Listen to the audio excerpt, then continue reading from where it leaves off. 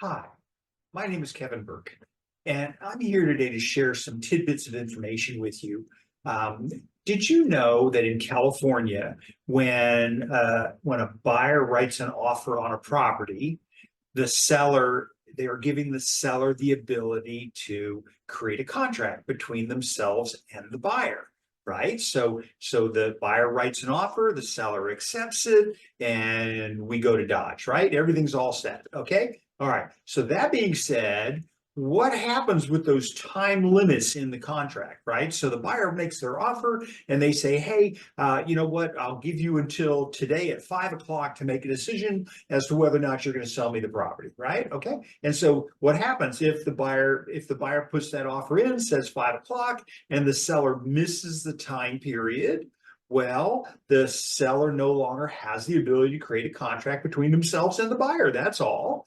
What happens in this economy, and I want to make sure that you need to be preparing for the next economy, because in this economy, the seller's agent says, oh, we don't care about time limits. We'll just go ahead and decide if we're going to do it or not do it. That's a pretty risky position to take, right? Especially because it's legal advice, and we don't give legal advice to our clients, right? Okay, we're not supposed to be giving legal advice to our clients. So that's the first step. They write an offer, the seller misses the time for acceptance, right? Now, if the seller accepts it during the time period that they're given, then they create a contract between themselves and the buyer. Now, of course, in California, we have contingency periods and things like that, but that's just the way that it is in California, the way it works here.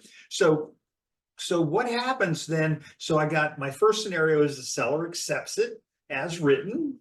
Sure. Okay. I've had a couple of those in 45 years in real estate. I've had probably a handful or more of sellers accepting an offer as written, right? And sometimes it has a lot to do with the real estate agent, and we got to be careful about that because we're going to talk about the last part of this is going to be my counter offer. So first step, seller accepts the offer as written. Second step, the seller misses the time period, right? And then the third step is that the seller counters the offer. And of course, it's usually at the insistence of the real estate agent, right? So we want to be careful about that, because when we issue a counter offer, one of the things that we have to remember is that a counter offer is a rejection of the offer. That means that it's over, right? The seller issues the counter offer, time periods don't matter anymore, right? Because it's done, it's dead. Now, there's none of this, we were just kidding, or we were just trying to figure out, what you would do, or, somebody else did it to us before. Those are the real ones I hate. But you know what? So the counter offer is a rejection of the offer. And we want to be really careful about that, because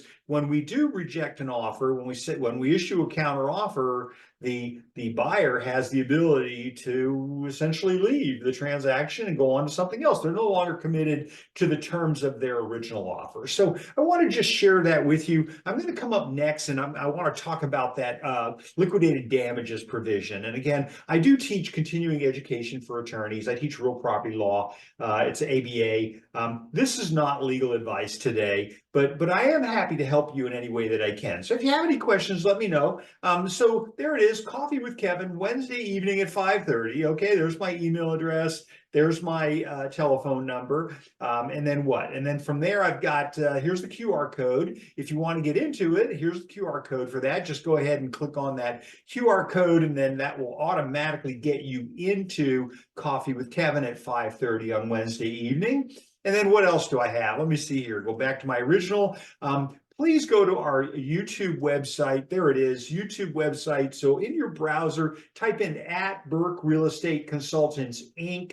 Okay, and that will take you to the YouTube website. There's a ton of stuff in there, all free. I created all these videos, when I was working with an association, and I wanted you to be aware of that. And so they're all free to you. So there it is. Can't help it. Again, please remember, if you go to that, please remember to go to the YouTube website, take a look, poke around, and please like and subscribe. Okay? So the next thing we'll talk about is going to be liquidated damages provision. After that, we'll talk about arbitration. We'll try to keep these short, but we want to make sure that you are informed. So I want to thank you very much for being here today. And so let me see if I can find my original. There it is, telephone number, email address. Happy to help you in any way that I can. and I'm looking forward so much to hearing from you. Thank you, everybody. Have a great day, and I wish you the very best. Take care for now. Bye-bye.